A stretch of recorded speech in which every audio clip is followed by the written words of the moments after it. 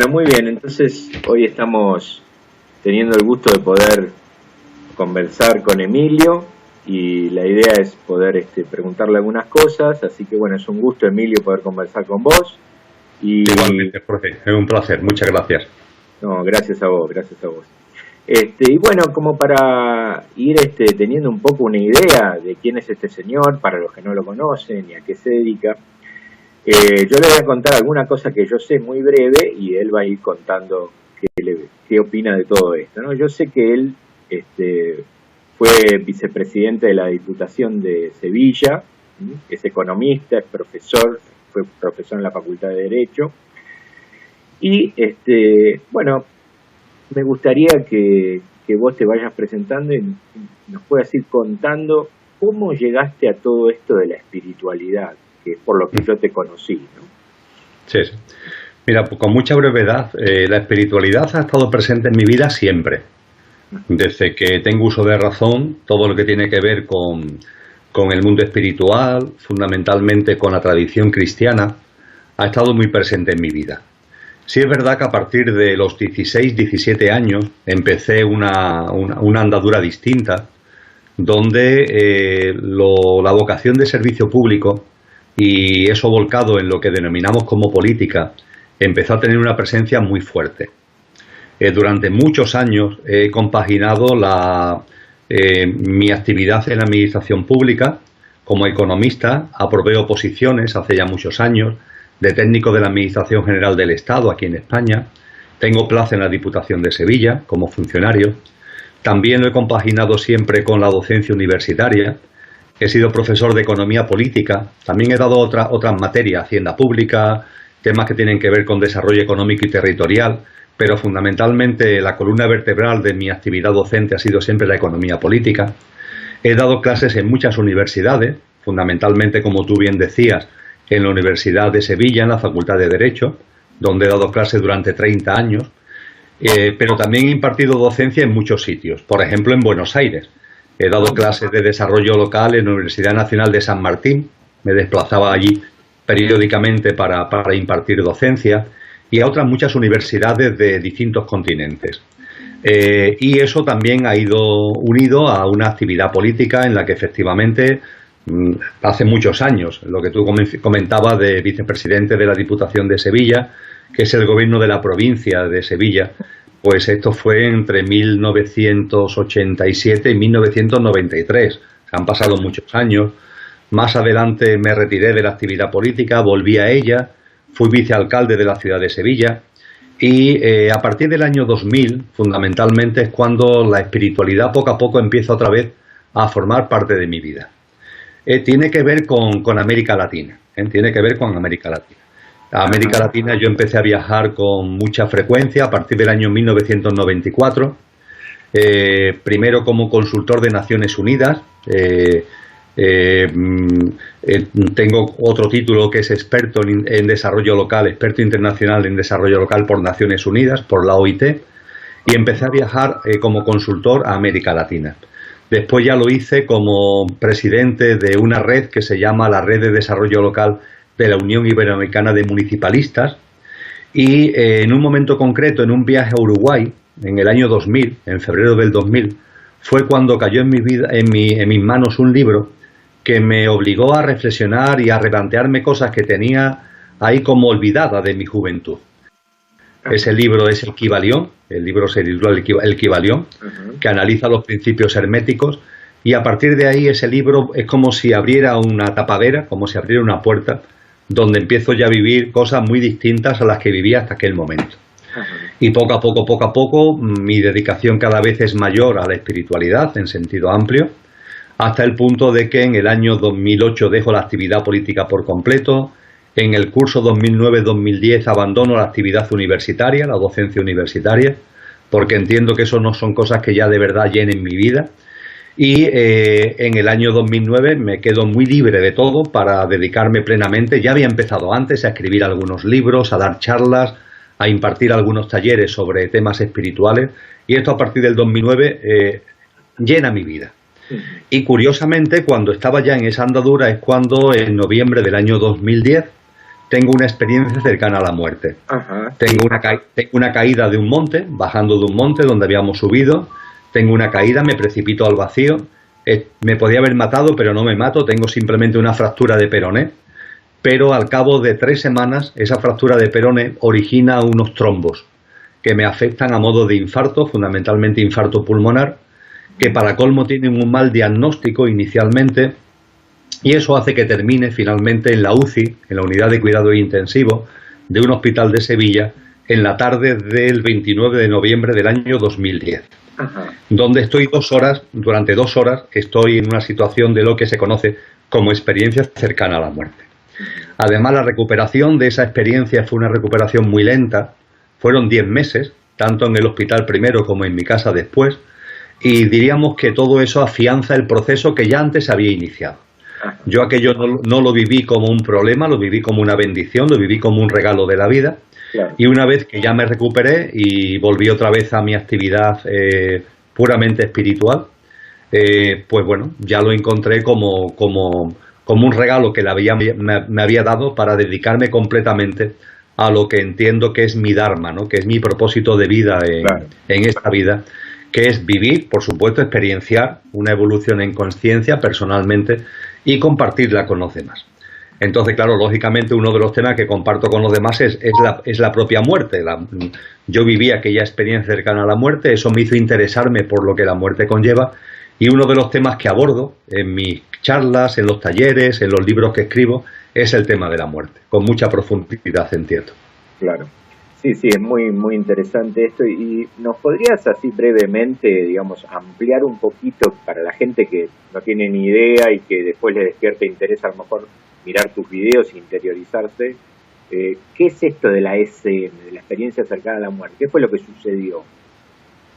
Sí, cuando yo tuve esa experiencia, insisto, fue el 29 de noviembre del año 2010, yo no sabía nada de esto, es decir, nunca me había planteado específicamente, sí como un tema genérico, pero no específicamente, no me había planteado lo que la muerte es, lo que la muerte significa, y no había investigado nada sobre las experiencias cercanas a la muerte.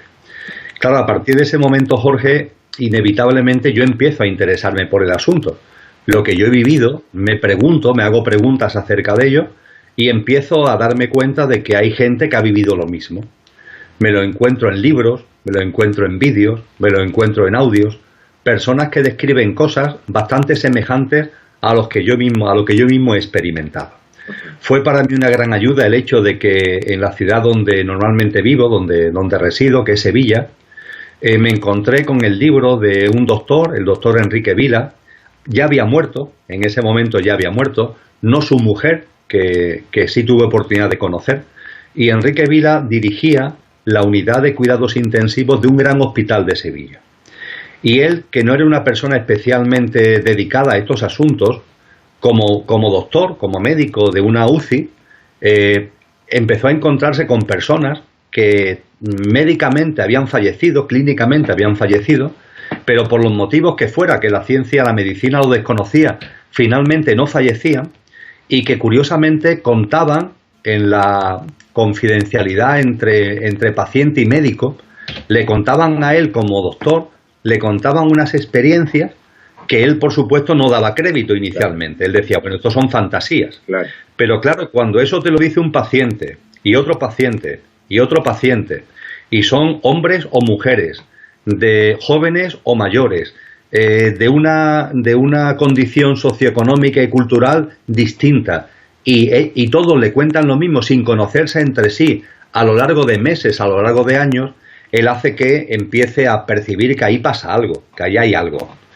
Y lo que él hizo fue entrar en contacto con compañeros suyos, compañeros y compañeras, que dirigían UCIs en otros grandes hospitales de España, y sin desvelarle la realidad, decirle que, hombre, si había algún paciente que hubiera estado prácticamente muerto, pero que finalmente no hubiera muerto, y que ante ellos se hubiera compartido experiencias extrañas, que por favor lo llamaran, porque él estaba haciendo un proyecto de investigación y quería entrevistarlos. De esta forma, Enrique y María Ángeles recorrieron España entera y entrevistaron a más de 700 personas que habían tenido este tipo de experiencias.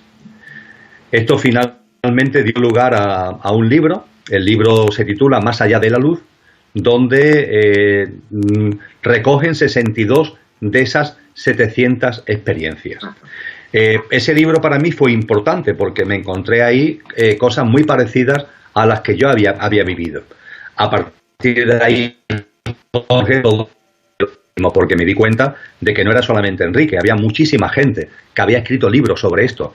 Y muchos efectivamente eran médicos y eran neurocirujanos, es decir, no eran personas ajenas al mundo científico, al mundo de la medicina, claro. Porque también me encontré explicaciones médicas que decían, no, estos son reacciones neuronales, bioquímicas que tiene el cerebro, sí. Pero claro, lo que estas personas... Muchas veces lo atribuyen a eso, o creían que era eso, digamos, pero no.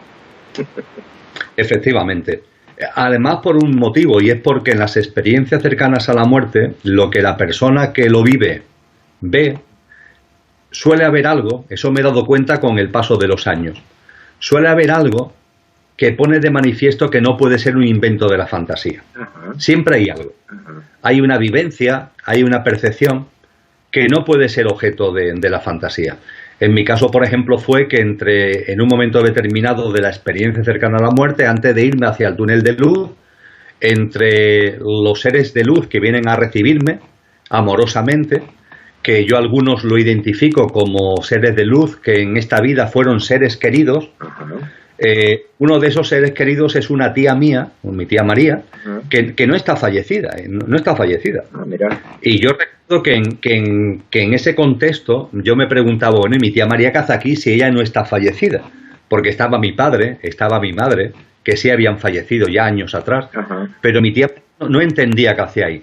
Ya cuando vuelvo a la vida, cuando me recupero, cuando esto lo cuento, mis familiares me dicen, mira Emilio, no te lo queríamos decir para no afectarte, porque yo con mi tía María tenía muy buena relación, pero tú entraste en la UCI a las 12 de la mañana, tuviste la experiencia entre las 16 y las 18 horas, y tu tía María falleció por un desvanecimiento, ya estaba perfectamente, no estaba enferma, falleció por un desvanecimiento a las 14 horas. Qué bárbaro. Con lo que a las 6 horas mi tía María estaba fallecida. Pero claro, son cosas que te hacen ver que no, puesto a ser fantasioso, mi tía María no estaría ahí, puesto que estaba viva, no está entre los muertos. Claro. Entonces, en casi todas las experiencias cercanas a la muerte hay algo que es como si te dijera al que lo está viviendo, para que después, cuando volvemos a la vida, tengas la seguridad de que no fue una fantasía, sino que es algo con mucha más profundidad. Claro, qué bueno, qué increíble, ¿no? Y vos en este momento, digamos que vos tenés la experiencia, ¿qué registrás que va pasando con vos? ¿Tenés esta visión que generalmente relatan de que ven el cuerpo de uno desde afuera?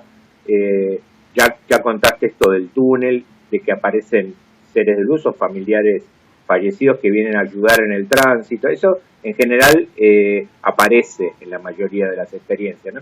También aparece una cosa que relata mucho, que es como ver, no como una película, sino como en un segundo toda tu vida, ¿no? Y ver, esto vos lo tuviste también, estas fases, esto. Sí, efectivamente, Jorge. Yo la experiencia cercana a la muerte que tuve la he reflejado en 2 libros. Ajá. Un libro que se llama El Tránsito, Vida más allá de la vida, que es del año 2015. Ajá. Otro libro más reciente que se llama ¿Qué hay después de la muerte?, que es de este año 2018. Y en ambos narro todo lo que tú comentas. Cómo te ves fuera del cuerpo, cómo ves tu vida completa en un instante. La ves completa, pero en un instante. Es una cosa bastante difícil de explicar con palabras, pero es así. Claro, pero el tema central es que no hay la misma concepto, o sea, no hay tiempo como acá. O sea, nosotros desde la conciencia no lo vamos a entender porque lo estamos mirando desde lo temporal, pero no hay tiempo ahí, ¿no? Entonces, por eso cambia la cosa, ¿no? Y el tema es un juicio extremadamente sencillo. Ajá. Todo depende, en el momento en el que cerramos los ojos, entre comillas, en el momento en el que se produce el fallecimiento físico, todo lo que acontece tiene un marco, tiene un cuadro general, y es que desde el plano físico de vida vamos al plano de vida, que es el plano de luz. Yo siempre insisto en que la vida es una, claro. y la vivimos en distintas habitaciones. Cuando estamos aquí, desarrollamos la vida en la habitación de vida del plano físico, y cuando salimos de aquí, desarrollamos la vida en la habitación de la vida, que es el plano de luz. Y en medio hay un estado intermedio. Ese estado intermedio es el que las culturas antiguas, metafóricamente, hablaban de que hay que enterrar a los cadáveres con una moneda para pagarle a un barquero que te pase de una orilla a otra orilla. Claro. La metáfora es muy bella, ¿no? Porque te habla de que hay una orilla, que es la habitación de la vida del plano físico, claro. Hay otra orilla, que es la habitación de la vida del plano de luz, lo que en el cristianismo se llama cielo, lo que los orientales llaman de Bacham, el nombre es lo de menos, es un plano totalmente distinto al plano físico y material, es un plano de luz, y en medio hay un río, decían los antiguos. Ese río es un espacio que también se puede denominar, aquí lo llamamos tránsito en España. Yo sé que el término tránsito en América Latina está muy ligado al tráfico y se entiende menos, pero es un estado intermedio, ¿no? Es ese río del que nos habla la metáfora. Entonces, cuando salimos del plano físico, desde esta orilla, tenemos que pasar el río para llegar al plano de luz. ¿A dónde vamos? Al plano de luz, pero por medio hay un tránsito. Y ese tránsito, Jorge, el cómo lo pasamos no depende de ningún barquero. El barquero somos nosotros. Claro. No hay ningún barquero ajeno a nosotros. Y todo va a depender de cómo nos encontremos. Es decir, cuando nuestro estado emocional y nuestro estado mental, vamos a denominarlo así, es normal, el tránsito es fluido. Y entonces se produce rápidamente lo que tú has compartido. Te ves fuera del cuerpo, ves tu vida, la que has dejado atrás, íntegramente, empiezas a percibir un acompañamiento de seres de luz, algunos de los cuales han sido o han estado encarnados como familiares tuyos, y de esa forma entras en el túnel de luz que te lleva al plano de luz. Pero si tu mundo intelectual, si tu mundo emocional, tu mundo mental está cargado por cuestiones egoicas, por cuestiones de apego, por cuestiones egocéntricas, si está cargado porque ha tenido muchísima fascinación por lo material, si está cargado porque nunca en tu vida te has planteado nada que no sea sino lo puramente material, ese tránsito, esos elementos emocionales y mentales tienes que disolverlo. Ajá. Para eso está el tránsito, para disolverlo. Los cristianos lo llaman purgatorio. Claro.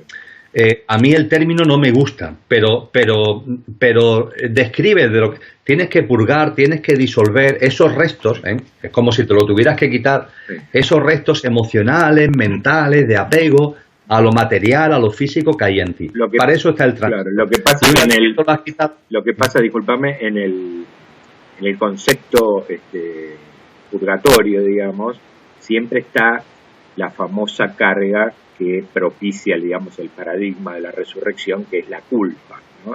A lo que uno, que es importante para que la gente sepa esto, que, digamos, todo es como equilibrio, digamos, no hay un castigo como está propiciado y por muchas cuestiones que fueron avanzando en la Edad Media, que tenían que ver con el manejo de las conciencias de las personas. Hay muchas cosas que la gente terminó creyéndosela. Y yo creo, esto te lo quiero preguntar también, creo que post-mortem las creencias siguen estando, ¿no? Con vos. Por eso vos podés, por ejemplo, quedarte parado en el tránsito por miedo a un hipotético juicio. ¿Es así? No, totalmente, Jorge, totalmente. Las creencias nos acompañan en la vida y continúan con nosotros después de la muerte, curiosamente. Claro. Esas creencias están ahí. Están en nuestro mundo mental, están en nuestro mundo emocional. Por ejemplo, cuando vemos seres de luz, esos seres de luz están ahí. Ahora bien, hay personas que lo ven con una fisonomía y otras personas que lo ven con otra fisonomía. Es curioso porque esos seres de luz no tienen fisonomía ninguna, claro. Son de luz. Pero sin embargo, tú vibracionalmente lo asocias a algo. ¿Y a qué lo asocias? A tu cultura espiritual. Claro. Hay quien ve a Cristo Jesús, yo vi a Cristo Jesús en mi proceso, porque es mi cultura espiritual, pero claro, eso depende de tu cultura espiritual. Y esa es, vamos a denominarla, esa es la parte positiva. En cuanto a que hay seres de luz, bueno, que tú identificas de alguna manera que te sirven para un mayor acompañamiento. Pero también hay creencias que son limitantes, no son creencias expansivas, son creencias limitantes. Y esas creencias limitantes también se ponen de manifiesto durante el tránsito. Tú has citado una que es importantísima, que es el miedo a ser juzgado. Eso es una creencia enormemente limitante que han introducido en el sistema de creencia del ser humano las religiones dogmatizadas. Claro. Con un afán claramente de manipulación, Obviamente. Entonces, la persona que tiene miedo a ser juzgada, eso se narra, para dar un salto cultural, eso se narra muy bien en el libro que en lengua castellana ha sido normalmente publicado con el título del Libro Tibetano de los Muertos. Ah, sí, es... Que no se llama así, el título es Libro del Estado Intermedio, claro. Porque lo que hace es... Donde habla de los bardos, ¿no? Habla de los bardos. Libro de los bardos. Claro. Bardo es el estado intermedio. Claro. Y ese libro lo que hace es describirnos ese paso del río, ese paso de orilla a orilla. Uh-huh. Y una de las cosas que ahí se narra muy bien, lo digo para no... Lo podemos entender en la cultura cristiana, pero damos un salto a la cultura budista, donde está generado ese libro, y allí se dice que hay personas que cuando van a entrar en luz, este túnel de luz que hace que accedamos a la otra orilla es la puerta de la otra orilla. Hay gente que en la misma puerta ve a lo que en el libro tibetano de los muertos se denomina el viejo de la balanza. Ajá. El anciano de la balanza. Ah, mira. En el lenguaje católico sería San Pedro con la libreta. Claro. Que está viendo a ver si entras o no entras. Exactamente. Da igual, es decir, la figura es la misma. Me da igual que lo llamemos el anciano de la balanza o San Pedro con su libreta. Es un miedo a ser juzgado. Alguien que te va a parar y te dice, ¿a dónde vas, hombre? Ven para acá, claro. Vamos a hacer aquí, vamos a ver cómo has sido tú en tu vida. Claro. Y claro, en el ámbito cristiano el dilema es tremendo, porque es el dilema de entrar en el cielo o irte al infierno. Claro. Es tremendo. Sí. Entonces hay personas que eso lo interiorizan claro. Y que cuando están en el tránsito no quieren irse al plano de luz porque temen que sean juzgados. Claro. Y eso influye en el tránsito, Jorge. Sí. Y claro que influye. A mí, por lo menos, una cosa que me ha pasado muy frecuentemente trabajando con terapia regresiva es que ha habido muchos casos, te diría más de 100, donde aparecen almas, lo que nosotros denominamos almas perdidas, ¿no? Que serían almas que están en el tránsito, digamos, adheridas al campo energético del ser vivo, que en este caso es el consultante que viene, ¿no? Bueno, ¿qué se propone la terapéutica en este momento? Nosotros tenemos que ayudar a que lo suelte, ¿no? Y que vaya a la luz, ayudarlo en el tránsito de alguna manera, ¿no? Eso es una labor que yo la denomino como casi sagrada para mí, ¿no? Porque es uno no se da cuenta de lo que está ayudando en ese momento, ¿no? Y ha habido montones de casos, pero bueno, también han aparecido otro tipo de entidades. Han aparecido, por ejemplo, entidades oscuras, adheridas al campo energético, que están molestando, digamos, ¿no? O sea que lo que hay que entender es que no solo existimos nosotros y nada más, y algún extraterrestre que pueda creer, no. Hay muchas dimensiones, hay muchas criaturas, y todo eso es parte de la creación, ¿no? Pero volviendo al tema, me interesa esto de sobremanera como para... yo trato siempre de ayudar a desmitificar esto de los miedos, ¿no? Y una de las cuestiones en cuanto al juzgamiento, ¿no?, famoso que propone el cristianismo, es esto que yo te quería preguntar. Sería como que vos mismo viendo tu vida serías tu propio juez, ¿no? Porque ¿qué sentís en el momento que estás viendo tu vida? ¿Qué te hace sentir a vos esa experiencia? Bien, ahí, Jorge, en lo que es mi experiencia y lo que he podido cotejar, lo que he podido indagar con otros casos, sí. Cuando una persona ya se ve fuera de su cuerpo, y cuando una persona ve su vida, y cuando la vida que ha dejado atrás, sí. Y cuando una persona empieza a percibir que está acompañado, que no está solo, sino que está acompañada en el proceso, eso supone ya el final del tránsito. Ajá.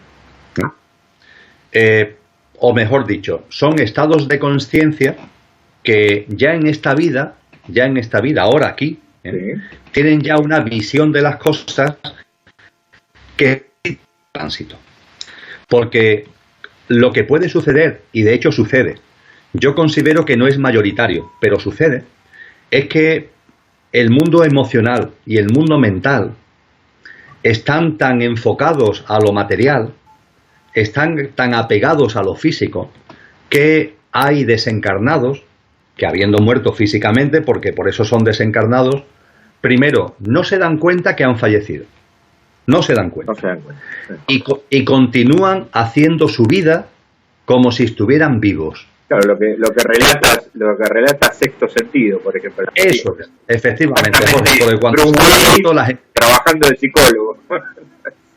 Exactamente. Queriendo hablar con la mujer y la mujer no lo escucha, todo eso que se ve ahí. Efectivamente, la gente dice, pero Emilio, ¿cómo alguien que está muerto Claro. va a seguir haciendo su vida y no se va a dar cuenta? Yo siempre digo lo mismo, ve la película El Sexto Sentido, porque en esa película es una película emblemática, maravillosa, que te dice muy bien cómo se puede estar muerto y creer que se está vivo. Entonces, ese es un estadio que cuando... A mí me gusta compartir, Jorge, que cuando fallecemos, hay un símil, no sé en Argentina, pero en España hay personas que al cielo tiran cometas. Ajá. Que vuelan al aire, vuelan en el viento. Sí. Lo hacen en el campo, lo hacen en la playa, lo hacen en los parques, Sí, sí. tiran cometas. Sí. Bien, una cometa está volando libre en el viento, pero sin embargo, la cometa volando libre en el viento tiene unos hilos que lo atan aquí, Ajá. Claro. a la mano del que lo ha tirado. Claro. Bien, pues cuando fallecemos, puede ser que haya hilos, que haya ataduras que nos siguen manteniendo aquí. Claro. Esas ataduras son apegos, en el sentido amplio de la expresión. Apegos de placer, apegos de sufrimiento que atan más que los de placer, apegos de culpa, apegos materiales, a las cuestiones materiales. Y esos son las cuerdas que nos mantienen aquí. Cuando esas cuerdas están ahí, lo primero que sucede es que podemos creer que no hemos muerto. No nos damos cuenta que hemos muerto. Y como, claro, hay un momento determinado, como pasa en la película del Sexto Sentido, donde ya la realidad se impone. Ya hay un momento determinado en el que pasa algo que te das cuenta que estás muerto, como le pasa a Bruce Willis en la película del Sexto Sentido. Y a partir de ahí pueden pasar dos cosas. Una vez que te das cuenta, has tardado más o has tardado menos. En el caso de Bruce Willis es un proceso largo. En el caso mío fue un proceso rapidísimo. Yo inmediatamente en el UCI de un hospital me di cuenta que había fallecido. Una vez que te das cuenta, puede ser que lo aceptes o que no lo aceptes. Que lo aceptes o que no lo aceptes. Ajá. Si lo aceptas, ya está. Esa cometa no tiene ataduras, vuela libre. Ves tu vida anterior, ves que estás acompañado y pasas al plano de luz. Cuando lo aceptas. En la película El Sexto Sentido, Bruce Willis tarda en darse cuenta que ha muerto, pero cuando se da cuenta, lo acepta. Claro. Tiene una despedida muy bella de su... En el restaurante, ¿no? En el restaurante, la despedida. No, en sueño. En el restaurante, sueño, cuando la mujer, en el restaurante la mujer él sigue todavía creyendo que está vivo. Claro. Es más adelante, ya cuando él se da cuenta que está muerto, tiene una despedida muy bella de su señora, que lo hace en el mundo de los sueños, y ya está, y termina su tránsito y se va al plano de luz. Hay otros casos en los que, dándote cuenta, no lo aceptas. Y eso, Jorge, tiene multitud de manifestaciones y multitud de causas. Por ejemplo, pueden ser cuestiones puramente materiales, personas que están muy unidas a sus bienes materiales.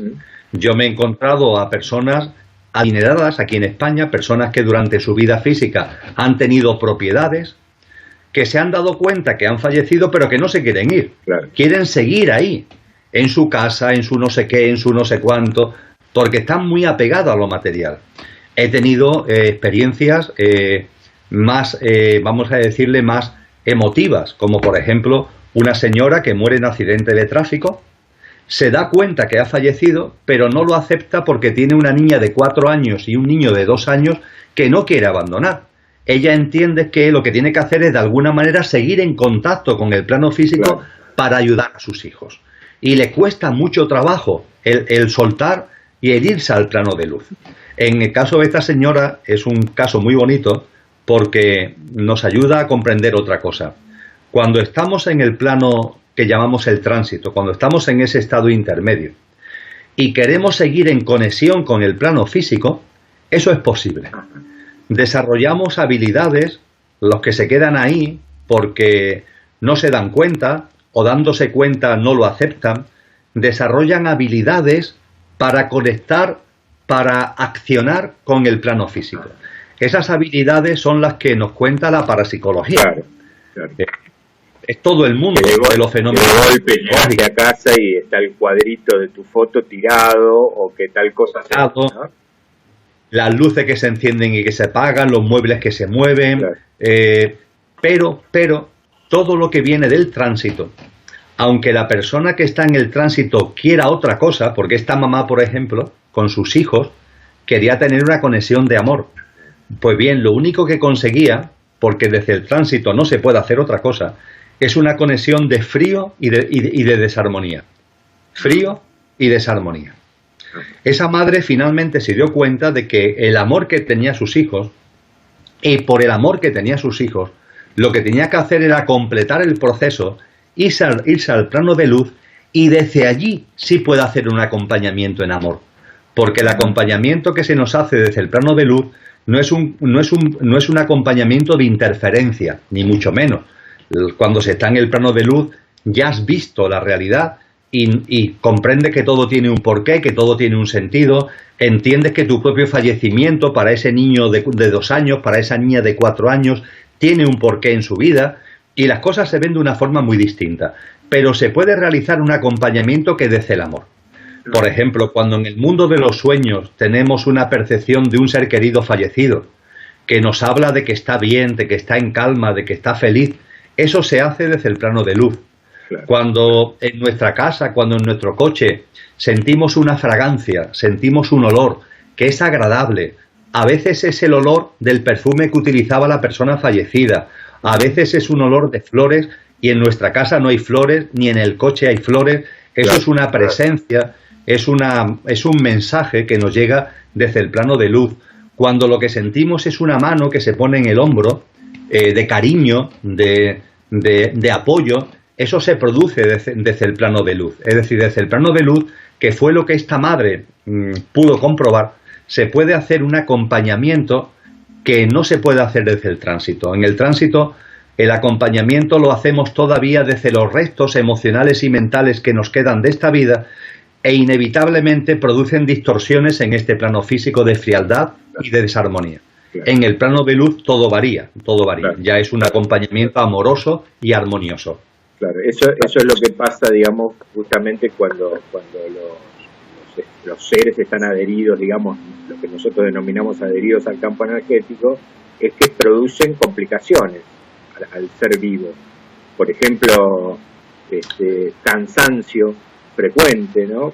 Se ve que debe haber algún tipo de consumo de energía psíquica por parte de la otra entidad, entonces, bueno, o a veces puede haber transmutación de pensamientos, ¿no? Que la persona se encuentra pensando, pero yo como estoy pensando esto, o esto que estoy haciendo yo no lo haría, ¿no? Este tipo de cosas, ¿no? Y es muy interesante este punto, pero quiero volver un segundo a esto de cuando ves la película, o no la película, sino cuando ves tu vida. Vos ahí podés percibir de alguna manera, no sé si te ha pasado, de sentir lo que quizás un ser sintió con eso que yo tuve oportunidad de hacer para con él y yo no hice. Podés percibir, es como un darse cuenta, como un insight, digamos, ese momento, digamos, algo así. Sí, cuando así simplemente, de forma breve, esquemática, decimos que se percibe la vida en un instante, pero se percibe la vida que has dejado atrás, normalmente no profundizamos en este aspecto que tú comentas, que es muy importante. Porque no solamente vemos la vida, desde mi perspectiva. Es decir, yo cuando tuve esa experiencia cercana a la muerte, yo había vivido 52 años como Emilio. Yo esos 52 años como Emilio los vi enteros. La única forma que tengo de explicarlo, es una broma, claro, pero la única forma que tengo de explicarlo es como si con un vaso de agua te tragaras un chip informático. Y al tragarte el chip como si fuera una pastilla, al tragarte el chip, plaf. Miras todo, claro. Todo, instantáneamente todo a la vez. Desde que sos bebé, por ejemplo, también. ¿Perdona? Todo. Desde que sos bebé también, desde que sos chiquito, sí. niño. Efectivamente, todo íntegro, desde que naciste hasta el momento en el que se ha producido ese hecho que te ha conllevado el desencarnar. Y lo que ves no es solo tu perspectiva, no es solo tu lado, sino que también percibes, y yo no soy capaz de explicar el cómo, pero es así, también percibes lo que en cada situación y en cada circunstancia estaba viviendo la otra persona. Bien. Tanto lo positivo como lo negativo, digamos. Sí. Te enorgulleces, por ejemplo, de eso que hiciste por el otro, pero a la vez te podés sentir mal por eso que no hiciste por otro. Así pero también sientes lo que la otra persona sintió. Sentís lo que la otra persona sintió, tanto positivamente como negativamente. Efectivamente, entonces puede haber algo que a lo mejor tú hiciste con tu mejor intención, pero la otra persona, para ella, fue algo distorsionante. Claro. O algo que tú hiciste con tu mejor intención y para la otra persona también lo recibió en clave maravillosa. O algo que tú hiciste a sabiendas de que estabas originando daño y puedes percibir el daño que estás originando en la otra forma de vida. Y esto además, Jorge, no solamente en el ámbito humano, sino en la vida en su conjunto. Es decir, por ejemplo, hay experiencias, yo no la he vivido, pero la he conocido, hay experiencias de gente que se dedica a la caza. Que caza. Sí, de cazar. Y cuando en ese momento pueden percibir el daño que han originado en los seres que han matado cuando cazaban. Ese daño, esa muerte que han originado, lo pueden vivir, lo pueden percibir. De hecho, el otro día escuchaba a una persona que narraba un caso de esto, y claro, es una ECM, y cuando esa persona no muere, sino que vuelve a la vida, nunca más volvió a dar un tiro. Dejó la caza por completo, porque había vivido no solo su parte, sino la parte del otro ser vivo. Claro, entiendo. Es una experiencia, vamos a llamarla multidimensional, y es maravillosa, ¿no? Es preciosa. Sí, maravillosa, y también nos puede hacer reflexionar en un punto de esto famoso que también nos han metido en las creencias del juicio, es decir, el juicio lo hago yo mismo. Claro, no hay que olvidarse. Claro. Efectivamente, no hay nadie que te juzgue. Soy yo mismo evaluando, ¿no? Eres tú mismo evaluando. Eso sí, curiosamente, los más estrictos con nosotros mismos somos nosotros mismos. Claro. Porque somos los que mejor nos conocemos. Claro. Ahí no hay autoengaños posibles. Por supuesto. En ese momento, en el tránsito, no hay autoengaños. Te ves tal como has vivido. Punto. Claro. Y a partir de ahí tú mismo contigo mismo. No hay un sentimiento, podríamos denominar, de culpa, pero sí hay un sentimiento y un conocimiento de responsabilidad por los actos, por las acciones y por las omisiones que has vivido. Exacto, muy bien. Y una cosa más que también me gustaría destacar para toda la gente que tiene este tipo de creencias, es una cosa interesante que vos citaste, que es que si yo no acepto que estoy muerto, ¿no? Bueno, esto nos está hablando de que post-mortem sigue el libre albedrío como regla fundamental. Absolutamente. O sea, no va a venir Jesús y te va a llevar del brazo así, te va a llevar y te va a decir, bueno, vení para acá que ya está. Nada. Sos vos viviendo la experiencia. Es que es tremendo, Jorge, porque cuando yo no tengo ese don, es decir, no tengo el don de ver desencarnados, pero tengo buenos amigos y amigas que tienen ese don. Entonces, cuando hay un desencarnado que está pillado en el tránsito, que está ahí, y que en lugar de avanzar como tiene que avanzar hacia el plano de luz, lo único que hace es querer seguir aquí, querer seguir aquí. La cuestión fundamental es, bueno, pero ¿y esos seres de luz que están ahí? ¿Cómo no los ve? ¿Y cómo no le acompañan al tránsito? Pues bien, dicho de una forma muy directa, es que no los ve, Jorge, no los ve. Claro. Ese desencarnado que no acepta el haber fallecido es que no los ve. Sí. Es como tener una cámara, entonces esa cámara la tiene tan enfocada hacia el plano físico que no ve nada que esté por aquí. Sí, inclusive charlando con José Luis la otra vez tratábamos de buscarle una explicación a eso, y él me decía, y creo que puede ser posible también, que evidentemente también está vibrando a otra frecuencia, ¿no? Entonces hay un tema de que no lo puedo ver porque está como en otra dimensión, vamos a decirlo así para que se entienda fácil. Totalmente de acuerdo, Jorge. Claro. En términos, vamos a llamarle científicos, esa es la explicación. Claro. El desencarnado está en una vibración que es todavía densa, claro, como consecuencia de su apego al plano físico.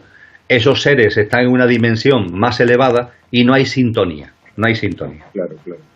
Bien, y no puedo dejar de preguntarte por la experiencia de encuentro con Jesús, ¿no? Porque, bueno, yo también creo que es mi maestro y trabajo para él con esto que trabajo en regresiones, ¿no?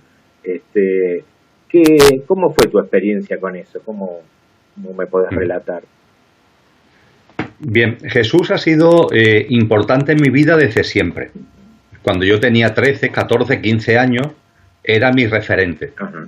Yo cuando iba al colegio, todas las mañanas, antes de entrar en clase, me pasaba por la iglesia y durante un cuarto de hora hacía un encuentro con él. Una vez que ya maduré y empecé mi vida normal y corriente, esto dejó de ser así. Lo cual no significa que no estuviera ahí como telón de fondo. A partir del momento en el que lo espiritual vuelva a aparecer en mi vida, nuevamente la figura de Jesús vuelve a estar muy presente.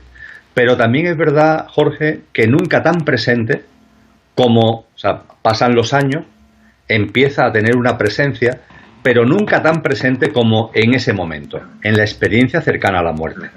Porque ahí yo tuve con él una relación directa, como estoy hablando contigo. Cuando yo estoy en el túnel de luz, ya dentro del túnel de luz, iba acompañado de seres de luz, en Dios, seres queridos. Y hay un momento determinado en el que yo empiezo a percibir que yo mismo, que ya empiezo a no tener cuerpo físico, también soy de luz, empiezo como a reverdecer, empiezo como a brillar. Y también veo que los seres de luz que están conmigo también brillan más, son más refulgentes.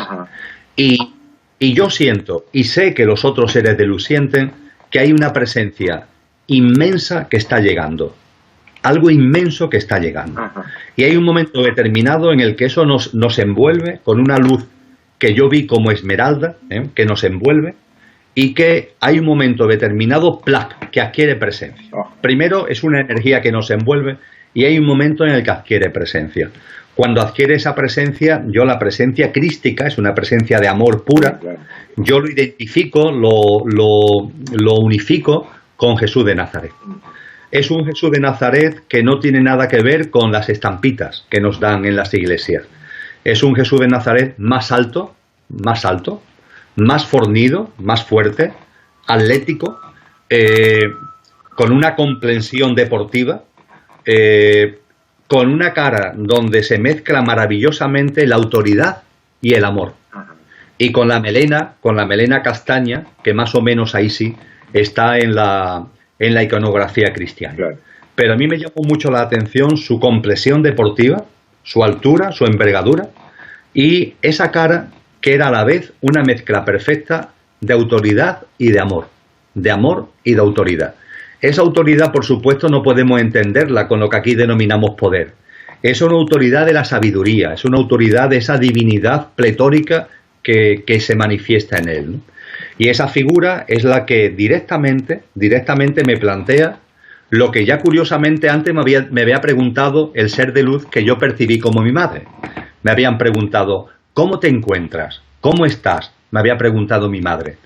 Yo sabía que no se estaba refiriendo a la parte física, puesto que estaba ya fallecido, se estaba refiriendo a cómo me encontraba en lo íntimo, en lo profundo, ¿no? Ante la experiencia que estaba viviendo. Yo a mi madre le había contestado que me encontraba muy bien, la verdad, me encontraba en paz, en armonía. Jesús me pregunta exactamente lo mismo, Emilio, ¿cómo te encuentras? tu nombre? ¿Te preguntó por tu nombre? Sí, me dijo directamente Emilio, ¿cómo te encuentras? Qué bárbaro. Y yo le comenté lo mismo que a mi madre, me encuentro muy bien, me lo ha preguntado ya mi madre, estoy muy bien, estoy en paz, estoy en armonía, y me dice a continuación, ¿y si volvieras, cómo te encontrarías? Y yo reflexioné, y le contesté, creo que también viviría esa vuelta con mucha paz y con mucha armonía. Dice, pues entonces, si no tienes inconveniente, vuelve. Entonces, si no tienes inconveniente, vuelve. Y yo, Jorge, volví sin preguntar, no hice ninguna pregunta, volví. Y a renglón seguido, ¡plac!, me encontré en la cama de la UCI, volviendo en consciencia. Eso ya fue todo muy rápido. Igual que el proceso de llegar hasta el túnel de luz fue un proceso prolongado, de verte fuera del cuerpo, ver tu vida, los seres de luz que te acompañan, ir hacia el túnel de luz, encontrarme con Jesús. Entre comillas, fue un proceso. Una vez que yo le contesto a Jesús que puedo volver y que en paz y en armonía estaría, y que me dice, pues entonces, si no tienes inconveniente, esa fue la palabra que yo oí, si no tienes inconveniente, vuelve, ¡plac! Inmediatamente me encontré en la cama de la UCI, volviendo en consciencia. Después tuvieron que pasar 11 meses, en los que, en una meditación de las que a mí me gusta hacer matinalmente, que son meditaciones que yo hago en el vacío, es decir, yo no busco en esas meditaciones nada, no busco mensajes, no busco visualizaciones, no busco canalizaciones, lo que busco es la desaparición de la autopresencia de la mente. En una de ellas me apareció nuevamente Jesús. Habían pasado 11 meses, Jorge, 11 meses, que se dice pronto. Y él me dice, Emilio, lo vi exactamente igual que en el túnel de luz, igual que te lo he descrito. Y me dice, Emilio, volviste y ni siquiera me preguntaste por qué o para qué. No lo llegaste a preguntar. Y yo le comenté, digo, es verdad, maestro, ni lo necesité entonces ni lo necesito ahora. Es que es verdad que no lo necesito. En el contexto en el que se dio, lo sentí, ya está, no hay una pregunta intelectual. Dice, pues precisamente porque no lo necesitas, precisamente porque no te lo preguntas, te voy a dar la respuesta. Mira. Es curioso, dice, precisamente porque no te lo preguntas, te voy a dar la respuesta. Y volviste por 2 motivos. El primero y más importante, para transmitir seguridad a la gente. Transmitir seguridad a la gente. Hay muchas personas que están viviendo experiencias que por las autolimitaciones mentales en las que estamos, me explicaba, consideran que son fantasías. Y es necesario que haya personas que hablen abiertamente de este tipo de experiencias, para que cuando se lo encuentren en vídeos, para que se lo encuentren en audios, para que se lo encuentren en libros, la persona diga, pues esto es lo que yo he vivido. Esta persona está diciendo lo mismo que yo he vivido. Y eso le posibilite ver que no es un producto de su fantasía, sino que tiene una razón de ser mucho más profunda. Eso es lo que coloquialmente es transmitir seguridad a la gente. Tú y yo ahora estamos aquí hablando de cosas que a muchas personas, si escucharan este vídeo, le parecen una locura y ya está. Y desde el mayor respeto, perfecto. Pero hay otras personas que han vivido experiencias similares que van a decir, oye, pero si esto es lo que yo he vivido, o esto es lo que me contó mi familiar, mi ser querido, si esto es lo mismo. Y eso posibilita una apertura de conciencia. Esa es la primera razón que me dice Jesús. Dice, has vuelto para transmitir seguridad a la gente. Y la segunda razón, y esta es más divertida, es para darte la gozada,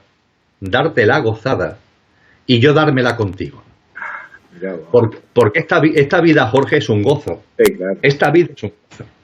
Lo que ocurre es que la vivimos desde la separatividad, la vivimos desde los apegos, la vivimos desde la identificación con lo que con lo que no somos.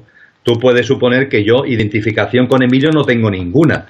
Es decir, hombre, para mí Emilio es un instrumento de vivencia al que le estoy muy agradecido. Pero yo sé que no soy Emilio, porque yo he visto a Emilio tumbado en una cama y yo me he visto fuera. Yo he visto a Emilio muerto y yo sigo vivo.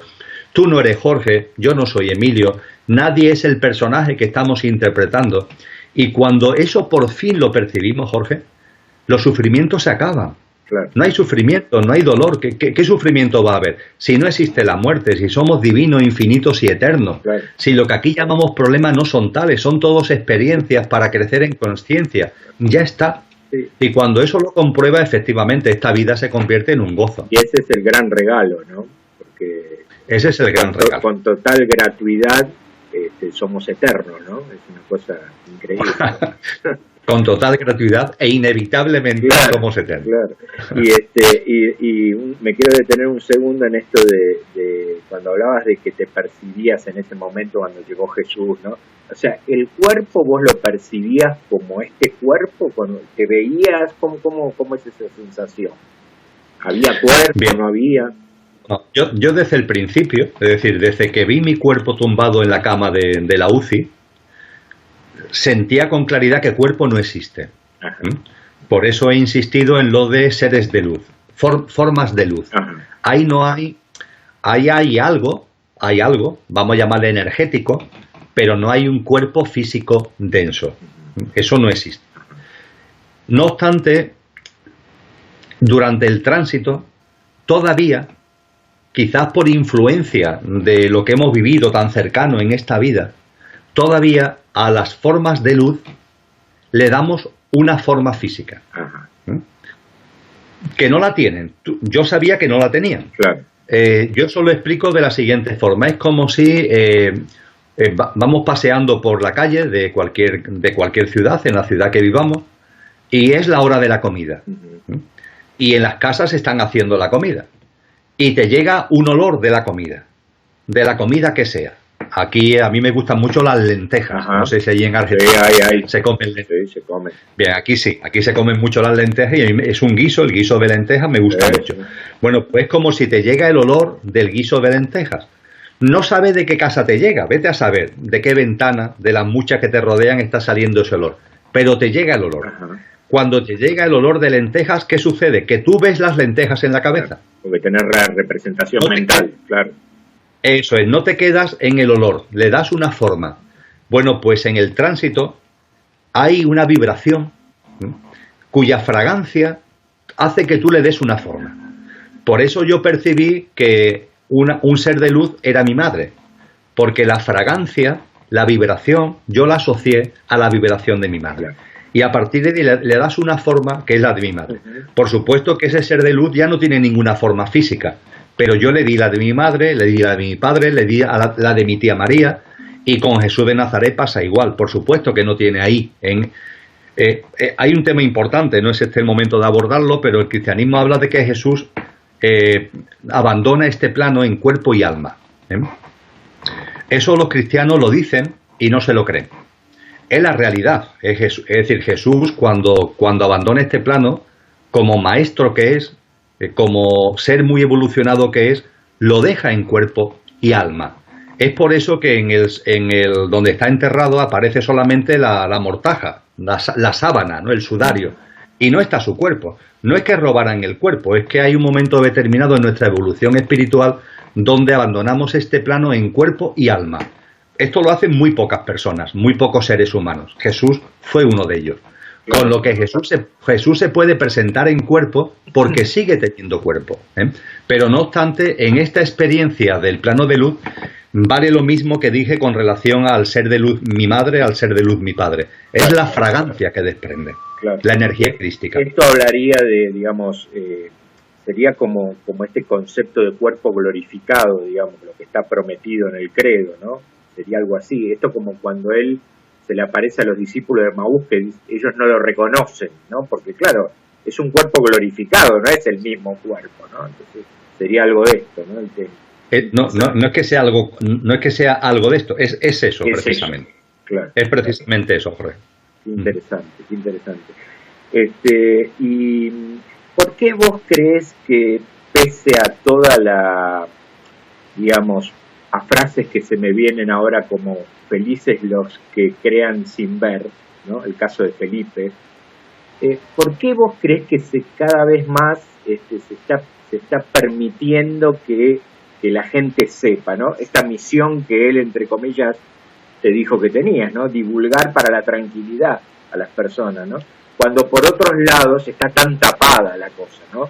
Que de alguna manera produce esto del miedo a la muerte, ¿no? ¿Por qué se está develando así tanto? ¿Tenés alguna argumentación sobre eso? Sí, claro, sí la tengo, Jorge, como consecuencia precisamente de los diálogos con él. Tengo una percepción muy clara. Ajá. Yo diría que nunca ha habido tanta manipulación como ahora, y nunca la verdad ha estado tan cerca de nosotros como ahora. Parece una contradicción, pero no lo es. Ajá. Es como si depende de si tú miras a la izquierda o miras a la derecha. El que mires a la izquierda o mires a la derecha depende de ti. Claro. Si miras para acá, lo que vas a encontrar es un mundo de manipulación, de tergiversación. Ahora, puedes mirar para otro lado.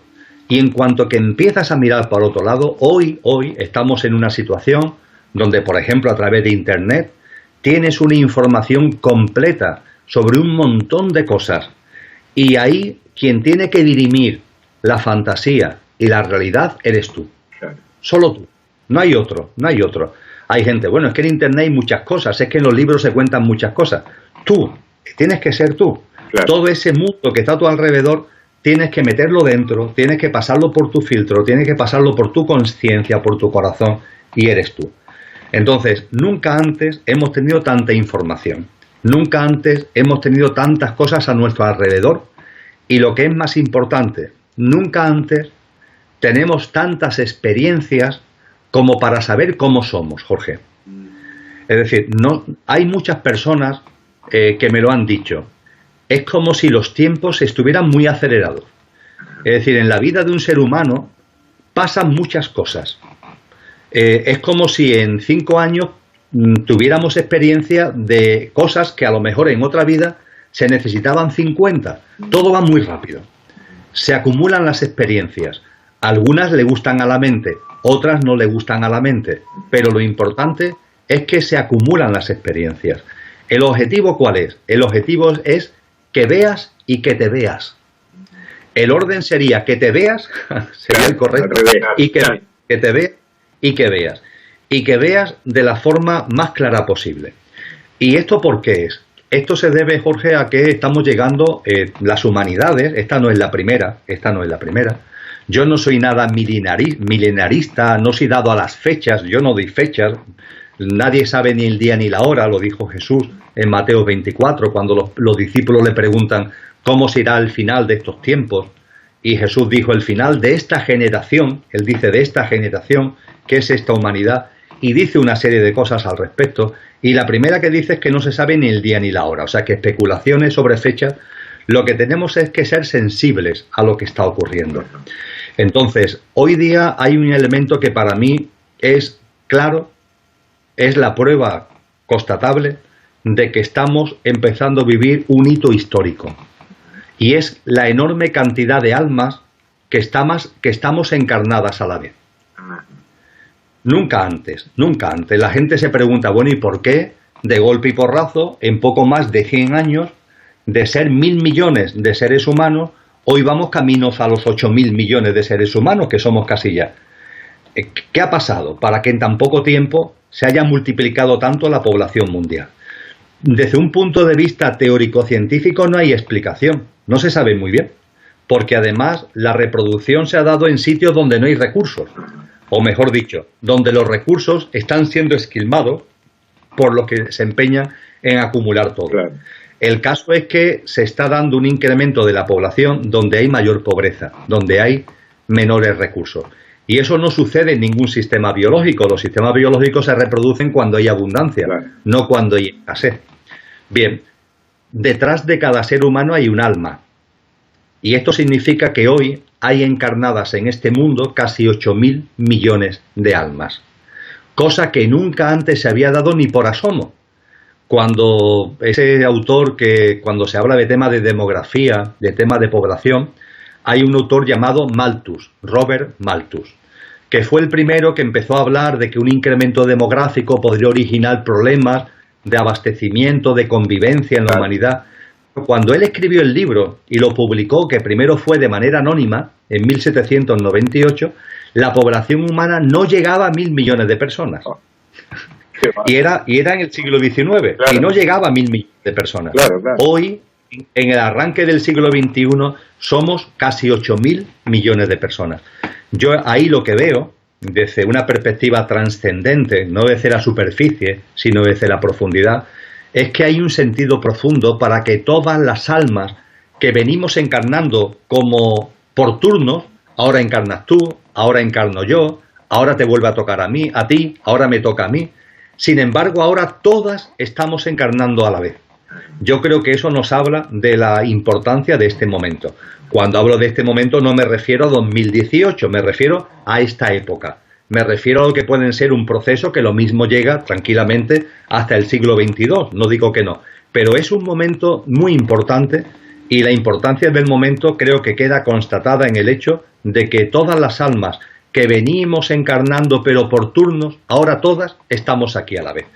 Estamos llegando a un fin de ciclo, lo cual no significa que sea mañana, pero estamos llegando a un fin de ciclo y en el fin de ciclo todas tenemos que estar aquí. Claro, claro, claro, qué bárbaro, qué interesante.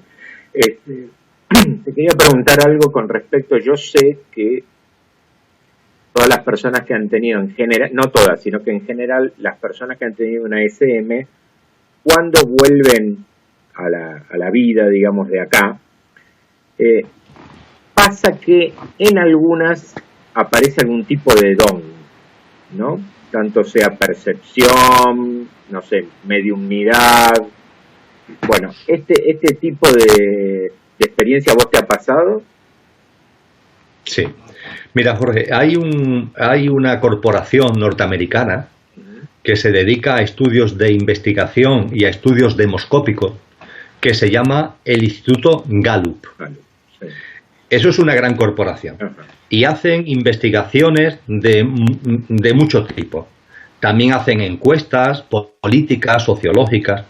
Este instituto hace unos años, ante la proliferación de las experiencias cercanas a la muerte, hizo un estudio sobre las experiencias cercanas a la muerte en Estados Unidos. El estudio es muy rico, pero tiene dos conclusiones que son las que yo comparto contigo ahora. Por un lado, 5 millones de norteamericanos y norteamericanas han tenido una experiencia cercana a la muerte. 5 millones son muchas. Son muchas ¿Cuántos personas. son ellos? Son 320 millones. Claro.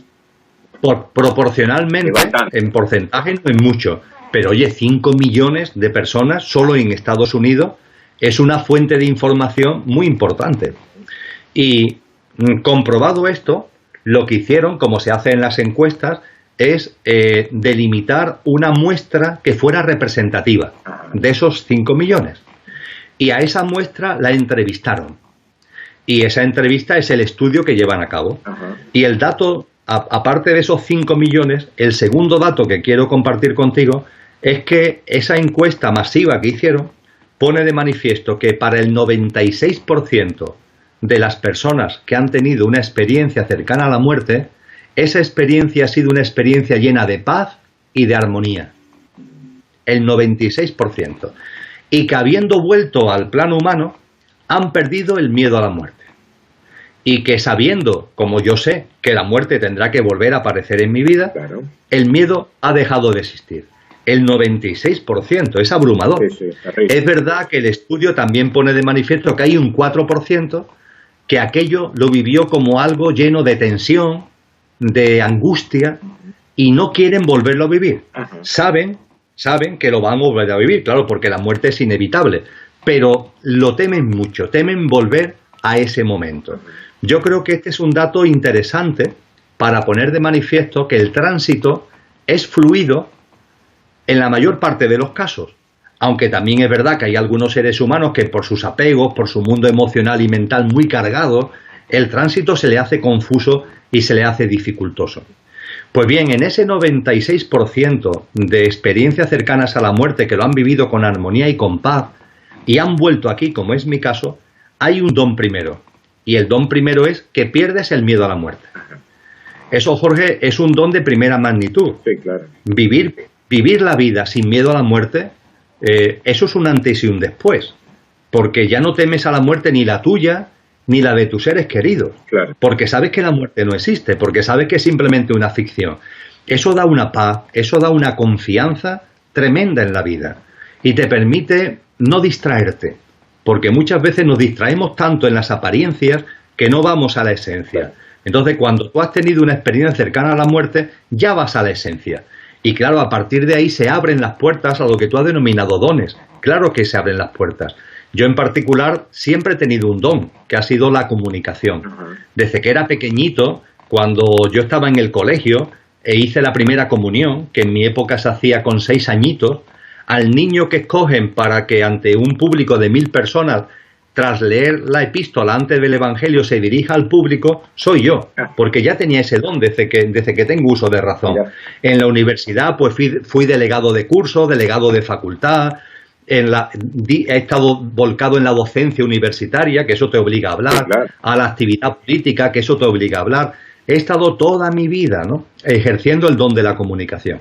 Eso sí, desde que estoy en la faceta puramente espiritual, volcado en ella, y sobre todo desde ese momento en el que vuelvo al plano humano, con ese mensaje de Jesús de transmite seguridad a la gente, yo he comprobado que ese don se ha expandido enormemente.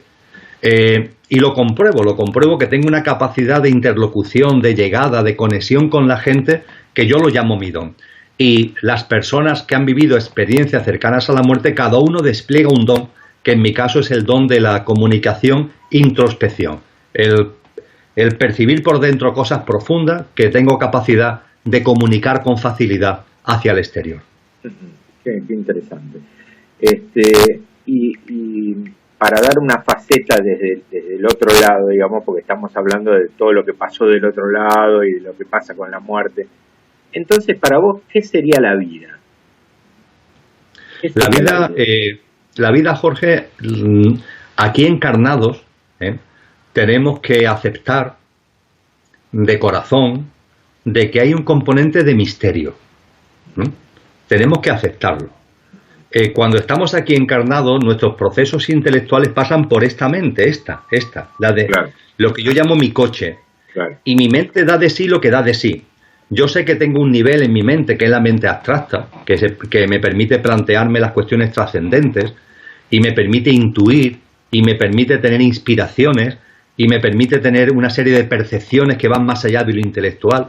Pero no puedo olvidar que estoy encarnado aquí. Y encarnado aquí, mi capacidad de interpretación, mi capacidad de visión de lo que ocurre, a mí me gusta llamarlo vislumbres. Podemos tener vislumbres de la realidad. Cuando tenemos esos vislumbres de la realidad, las personas que la han tenido, yo mismo modestamente me incluyo entre ellos, lo que podemos compartir es que la vida es una. Es como si estuviéramos en una habitación donde hubiera muchos puntos de luz, muchas bombillas. Cada bombilla es cada bombilla.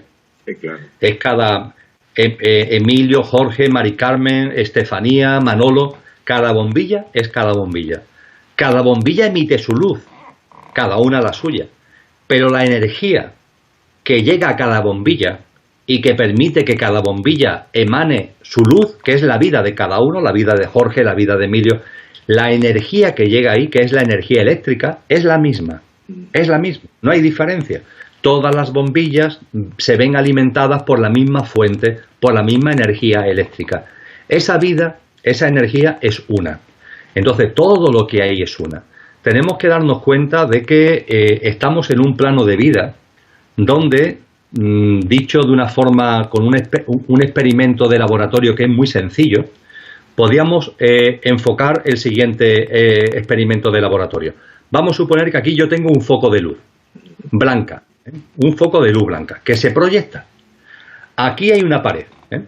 Aquí la luz blanca llega a una pared. Y aquí en medio de la pared hay un prisma, un trozo de cristal.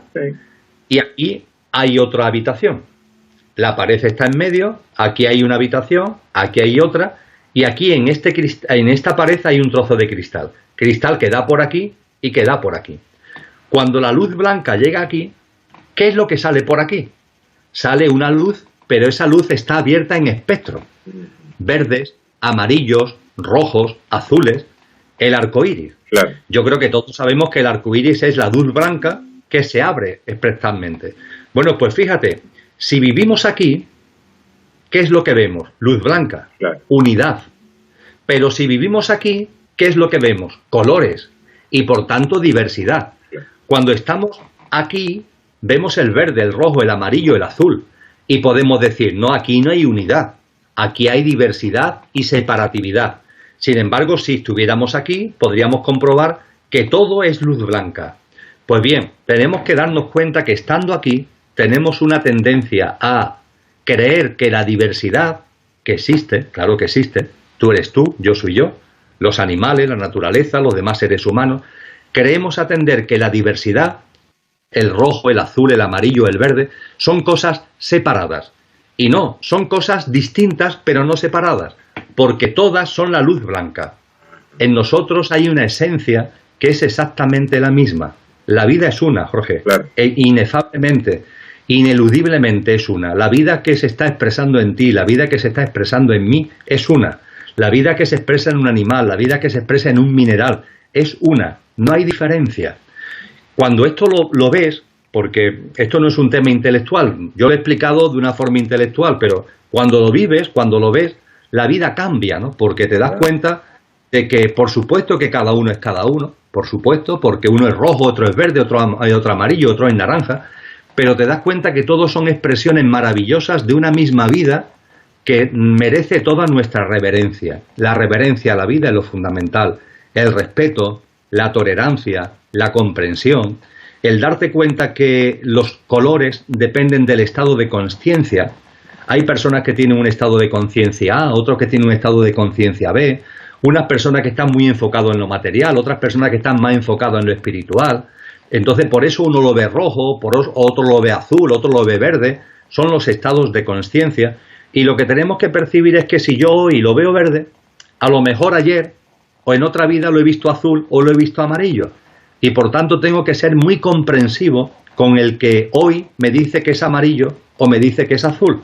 Aunque yo hoy lo vea verde, claro, yo también lo he visto amarillo, yo también lo he visto azul. Sí. Eso no significa la inacción, eso no significa cruzar de brazos. Sí. Evidentemente la sabiduría con pasión, el actuar de corazón es básico, pero oye, da una perspectiva de vida totalmente distinta. Claro, incluso yo eso lo recalco de otra manera hablando de psicología en las clases, cuando yo digo que no reniegues de vos mismo de una cosa del pasado y te enojes con eso, ¿no? Porque si no hubieras pasado por eso no serías el que sos hoy, ¿no? O sea que es necesario, ¿no? Porque una vez se enoja con lo que no hice, con lo que no me di cuenta. Bueno, es para eso está, digamos, la experiencia, justamente. Eso es magnífico, Jorge, porque hay gente que me dice, yo me arrepiento de tal cosa y ojalá pudiera quitarlo de mi vida. Y yo le digo, pues si lo quitaras de tu vida, quizás no tendrías la conciencia como para darte cuenta de lo que me estás diciendo ahora. Claro, tal cual, tal cual.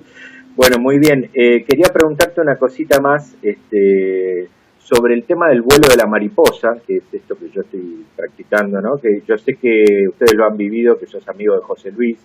¿Qué opinión te merece? ¿Qué experiencia tenés sobre esto? Bien, lo primero, Jorge, es cuando yo conocí a José Luis de la Rica, hace ya bastantes años. Claro, cuando él comparte conmigo lo que comparte, te tengo que confesar de corazón que en mi mente concreta, aparece una duda. Uh-huh. Bueno, pero ¿hasta qué punto esto es así? Claro.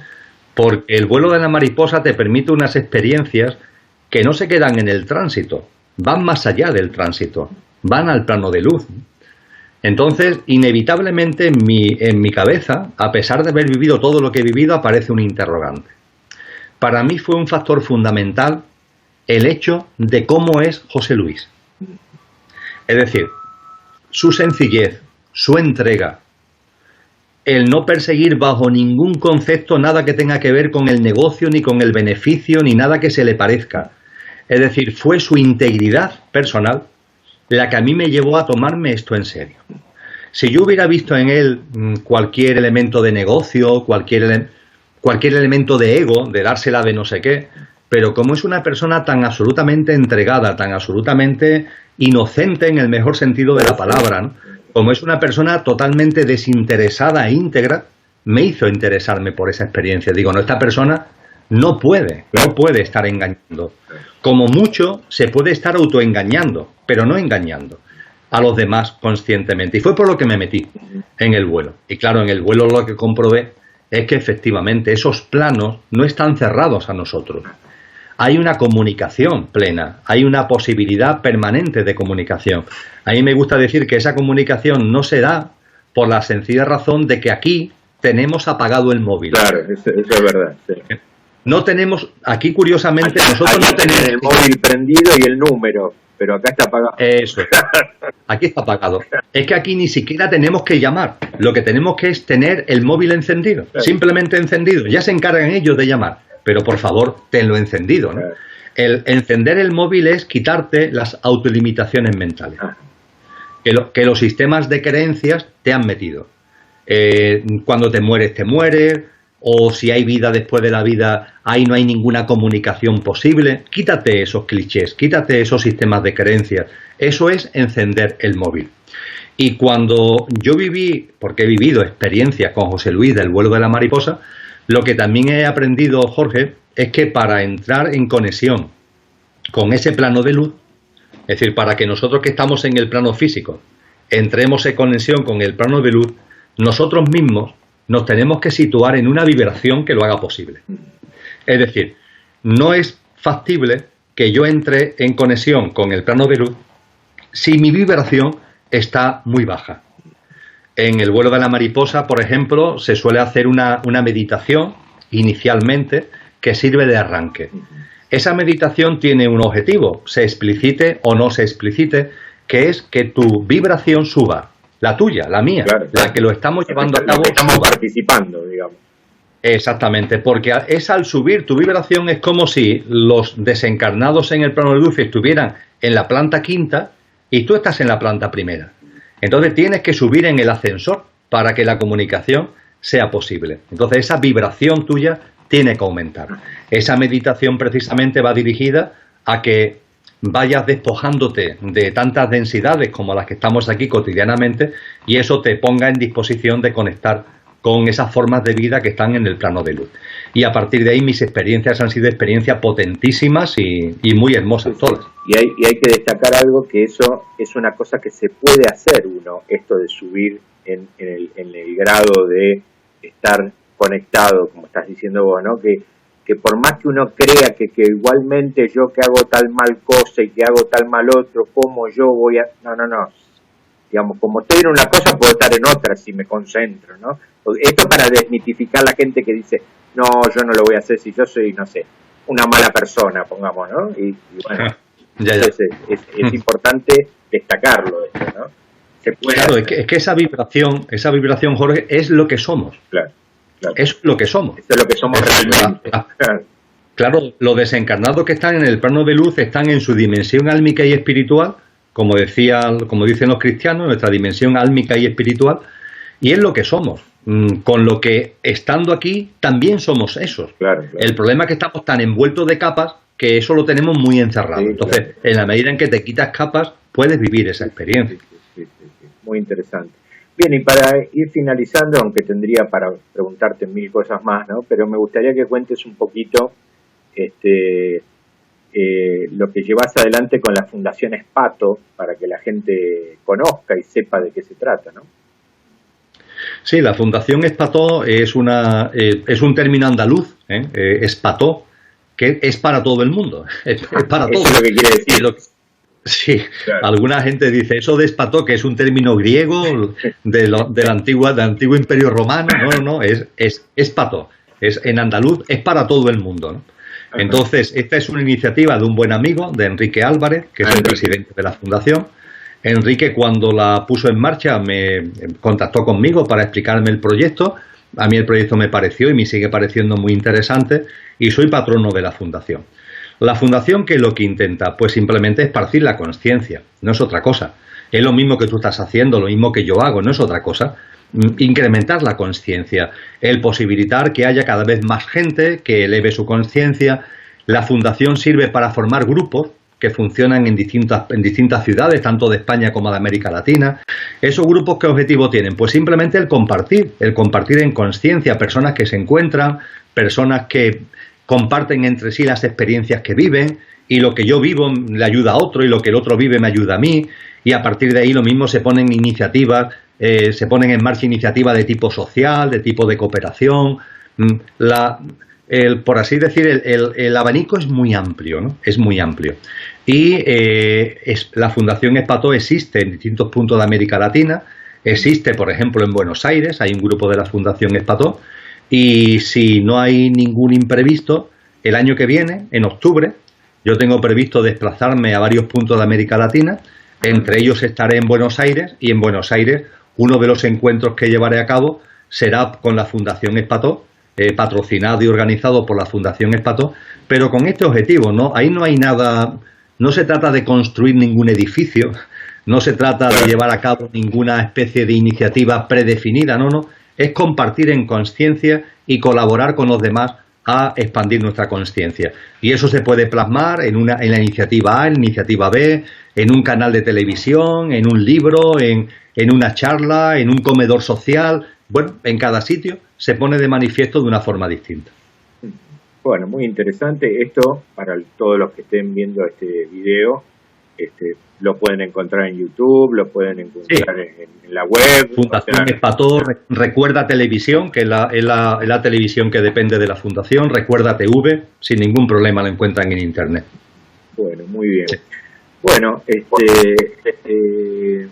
te dejo ya una inquietud para la próxima vez que podamos hablar sobre esto, porque tengo mucho interés de conversar con vos sobre la figura de Jesús. Estoy leyendo, no sé qué opinión te merece a vos, voy por El caballo de Troya 3 de JJ Benítez.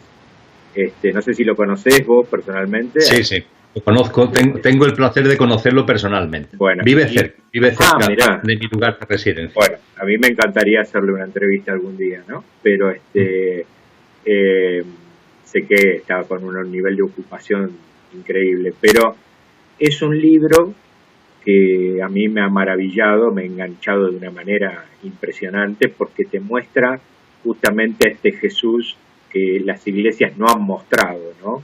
Te muestra a este Jesús, el gigante, como le decía Jason, ¿no? Un hombre grande, poderoso, digamos, en el sentido corporal, que vos estabas describiendo, y te lo muestra con una perspectiva, me acuerdo, para ya terminar, una conversación que tiene, yo no me acuerdo ahora si en el 1 o en el 2, cuando Jason, que es el mayor que viaja en este tiempo, le pregunta en un momento que se quedan solos ahí ante el fuego, que él cuenta que no sabe bien qué decirle en ese momento, ¿no? Pero le dice, Rabí, le decía, ¿no? Rabí, esta iglesia que tú has venido a fundar, entonces dice, y él me miró con ojos penetrantes y me dijo, yo no vine a fundar ninguna iglesia, yo vine a hablar de un movimiento espiritual, ¿no? Y esto es, creo que lo importante para comentar, para que la gente se entere, que no hay ningún juicio, que no hay ninguna culpa, que todo es amor incondicional, y eso hay que entenderlo, ¿no? Porque tenemos tanta contaminación mental de tanta cosa que nos han metido que, bueno, creo que es una cosa que hay que desmitificarla totalmente. Efectivamente, Jorge. Pues mira, a mí es un tema que la palabra no es que me apasione, sino que es central en mi vida, es central. Y por tanto estaré encantado de compartir contigo un encuentro que monográficamente abordemos ese asunto. Merece la pena. Es un tema que siempre ha merecido la pena, y en estos momentos especialmente, de verdad. Así que me comprometo contigo a tener un nuevo encuentro con ese asunto como telón de fondo. Muy bien. Bueno, yo te agradezco muchísimo esta posibilidad de conversar, de que la gente te conozca y de transmitir todas estas cosas que ya creo, como vamos viendo, son valores para los dos, ¿no? Valores importantes y que están en concordancia con tu misión, que te la dio el propio Jesús, evidentemente, como me estás contando, ¿no? De transmitir esto, ¿no? Así que bueno, yo te agradezco mucho. Ahora vamos a quedar un segundo por privado, voy a cortar la grabación, pero bueno, no sé si querés decir algo para la gente, alguna última palabra. Jorge, simplemente expresar mi agradecimiento a ti por hacer esta ventana posible y a las personas que, aprovechando la ventana, pues sigan este vídeo, también agradecerles, ¿no? Esa presencia a través de su visualización y bueno, como tú y yo sabemos, aquí no se trata de convencer a nadie de nada, sino de compartir de corazón. Eso es lo que hacemos. Y yo lo que invito a las personas que nos vean es que no se crean nada, ni lo que dices tú, ni lo que digo yo, sino que todo lo cojan, lo metan por dentro, lo pasen por su propia introspección, hagan su indagación y su investigación. Y eso es lo que hace que la conciencia se expanda. Así que a todas las personas que nos sigan, los animo a eso. Bueno, muy bien. Muchas gracias, Emilio, y seguimos por privado. Gracias.